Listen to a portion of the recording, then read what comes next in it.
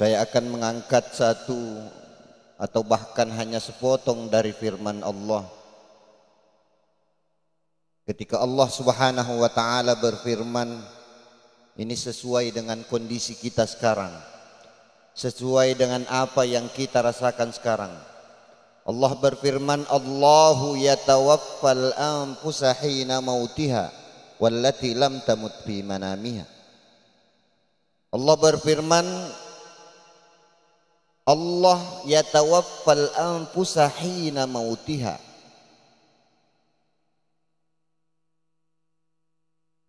Allah mewafatkan anfus, jiwa, hina mautiha, ketika dia tidur. Berapa banyak saudara-saudara kita yang tertidur, niat awalnya tidur, akan tetapi di tengah perjalanannya tidur atau bahkan di ujung tidurnya, Allahu yatawaffa, Allah mewafatkannya. Wallati lam tamut fi manamiha. Begitu pula ada yang Allah tidak wafatkan di dalam tidurnya. Fayumsikul lati qada 'alaihal maut. Kemudian kata para ulama kita, apa yang ditafsirkan oleh ulama-ulama kita, tahukah kalian apa hikmah terbesar dari seseorang yang Allah bangunkan dari tidurnya? Apa hikmah terbesar? Tadi kita bangun subuh langsung alhamdulillahilladzi ahyana ba'dama amatana wa ilaihin nusyur. Hidup kita bukan sekedar menikmati kehidupan dunia, tetapi kita mengambil hikmah, mengapa Allah bangunkan kita dari tidur kita. Padahal bisa saja Allah yumsik, memegang ruh kita ketika tidur, terus tidur kita. Maka kata para ulama tafsir, hikmah yang terbesar di balik kandungan dibangunkannya seseorang dari tidurnya, dari tidur panjangnya di malam hari ataupun di siang hari, bahwasanya hikmahnya adalah Allah masih memberi kesempatan untuk bertaubat kepada Allah Subhanahu wa taala. Kalau kita dibangunkan oleh Allah, makanya Rasulullah sallallahu alaihi wasallam beliau mengajarkan kita doa, alhamdulillahilladzi, segala puji bagi Allah, alladzi ahyana, yang telah menghidupkan kami, ba'dama amatana, setelah mati kami. Kalau seseorang memahami bahwasanya dia terbangun dari tidurnya, begitu terbangun dia dari tidurnya memuji kepada Allah, lalu di dalam hatinya mengatakan, alhamdulillah, Allah masih memberi kesempatan taubat, membukakan pintu taubat bagi saya. Maka sepanjang bangun dari tidurnya, dia akan melakukan sesuatu yang insya Allah membawanya menuju ke taubatnya Allah, maghfirahnya Allah, rahmahnya Allah Subhanahu wa taala. Makanya Nabi sallallahu alaihi wasallam suatu ketika beliau mengajarkan kita doa bagaimana kita sebelum tidur agar supaya kita bersih di dalam tidur kita. Beliau mengajarkan doa-doa atau amalan-amalan yang kita lakukan sebelum kita tidur. Untuk apa? Itu semua manfaat dan kegunaannya, keutamaannya, bahwasanya beliau membimbing kita bagaimana kita tidur, menikmati tidur itu. Akan tetapi kita tidak lupa bahwasanya Allah nantinya akan membangunkan kita dengan hikmah yang terbesar, bahwasanya ternyata Allah masih membukakan pintu rahmah, pintu taubatnya, memberi saya kesempatan untuk bertaubat kepada Allah Subhanahu wa taala. Bapak Ibu hadirin hadirah jamaah subuh rahimakumullah. Tadi ketika kita menginjakkan kaki kita ke dalam masjid, apa yang kita baca? Allahumma ftahli abwaaba rahmatik. Ya Allah, bukakanlah pintu-pintu rahmahmu ya Allah. Berapa pintunya Darussalam? Banyak pintunya, tetapi tidak dibanding dengan banyaknya pintu rahmahnya Allah Subhanahu wa taala. Ketika kita tadi menginjakkan kaki kanan kita masuk di masjid, doa kita mengatakan, Allahumma ftahli abwaaba rahmatik. Ya Allah, bukakanlah pintu-pintu rahmahmu. Bukan satu pintu rahmah Allah yang kita minta, tapi kita meminta kepada Allah, Allahumma ftahli, ya Allah bukakanlah pintu-pintu rahmahmu. Jika Allah punya pintu rahmah yang 100, maka bukakanlah yang 100 itu ya Allah. Jika engkau ya Allah punya pintu rahmah 1000, bukakan semua pintu rahmahmu kepada. Makanya solusi yang terbaik bagi orang yang galau, Pak, orang yang gelisah, masuk masjid, minta kepada Allah. Rahmah apa yang kita minta kepada Allah?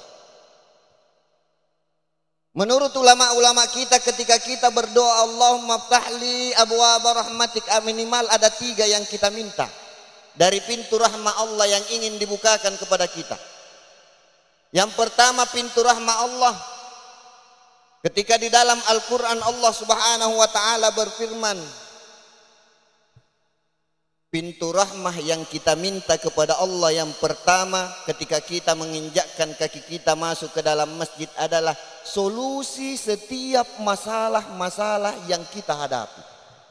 Jadi ketika kita minta kepada Allah, ya Allah bukakanlah pintu rahmahmu, maka yang diantara yang kita minta, ya Allah saya punya masalah duniawi yang saya hadapi, maka bukakanlah, berikanlah solusi kepadaku. Mana dalilnya? Alladzina idza asabatuhum musibah qalu inna lillahi wa inna ilaihi rajiun. Ayat berikutnya mengatakan ulaika alaihim salawatun mir rabbihim wa rahmah. Jadi yang diminta kepada Allah ketika kita dengan doa itu, ya Allah di dunia ini saya punya musibah, saya punya masalah-masalah, maka bukakanlah pintu rahmahmu, yaitu solusi ya Allah. Yang kedua yang dimaksud menurut ulama-ulama tafsir kita apa? Ketika kita minta pintu rahmah Allah dibuka, maka yang Allah bukakan kepada kita adalah ampunan dari segala dosa kita yang tidak terhingga banyaknya. Mana dalilnya? Qul ya ibadiyalladzina asrafu ala anfusihim la taqnatu mir rahmatillah. Jangan kalian pernah berputus asa dari rahmat Allah. Artinya apa? Sebanyak apapun dosa kita kepada Allah, ketika kita minta pintu rahmat Allah dibuka, maka Allah bukakan. Dan itu kita baca ketika masuk dalam masjid, Allahumma ftahli abwaaba rahmatik. Maka para ulama tafsir mengatakan di antara rahmah Allah yang Allah bukakan adalah rahmah berupa ampunan dari dosa yang sudah tidak terhingga banyaknya. Maka orang yang merasa punya banyak dosa, karena kita semua punya dosa, maka rajin-rajinlah untuk mengetuk pintu rahmahnya Allah, atau masjid adalah rumahnya Allah. Yang ketiga apa kata ulama tafsir? Oh sudah 9 menit ini, sudah offside waktunya 2 menit. Tadi kultum 7 menit. Terakhir, apa yang disampaikan ulama tafsir kita yang ketika kita minta pintu rahmah Allah? Perhatikan firman Allah di dalam surah Al-Fatihah, Ar-Rahman Ar-Rahim. Yang kita minta kepada Allah, ya Allah cukupkanlah kehidupan duniaku dengan rahmahmu, dan wujudkanlah impian-impian akhiratku dengan rahmah dan rahimmu. Jadi ketika kita masuk di dalam masjid, kita baca, ya Allah bukakanlah pintu-pintu rahmahmu. Kita mengangkat tangan, kemudian membaca surah Al-Fatihah di dalam salat sampai di ayat Ar-Rahmanir Rahim. Maka apa yang kita minta kepada Allah? Ya Allah bukakanlah pintu-pintu rahmahmu berupa kecukupan dunia dengan sifatmu Rahman, dan wujudkanlah impian-impian akhiratku berupa surga, Jannatul Firdaus, berupa kemudahan di padang mahsyar, bertemu dengan Rasulullah sallallahu alaihi wasallam, melewati jembatan Siratal Mustaqim dengan dituntun oleh para malaikat Allah. Wujudkanlah semua itu dengan sifatmu Rahim ya Allah. Dan itu semua adalah rahmah yang kita minta kepada Allah ketika kita menginjakkan masuk kaki kita masuk ke dalam masjid. Bapak Ibu hadirin hadirat yang insyaallah dirahmati Allah Subhanahu wa taala. Mudah-mudahan kultum ini bisa membawa khususnya kepada, saya mau katakan adik saya karena masih 35 tahun beliau, yang insyaallah diutus ke Jakarta. Mudah-mudahan sambil kita mendoakan, ya Allah, tsabbit qulubah, kuatkan, tekadkan niatnya, hatinya di jalan fi dinik ala dinika wa ta'atik, di agama Allah dan pada ketaatan kepada Allah Subhanahu wa taala.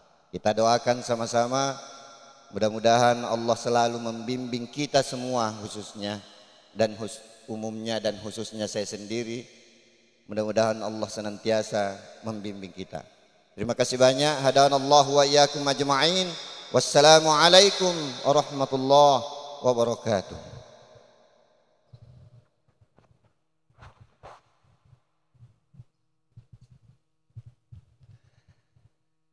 Alhamdulillah jemaah sekalian dirahmati dimuliakan Allah Subhanahu wa taala. Demikian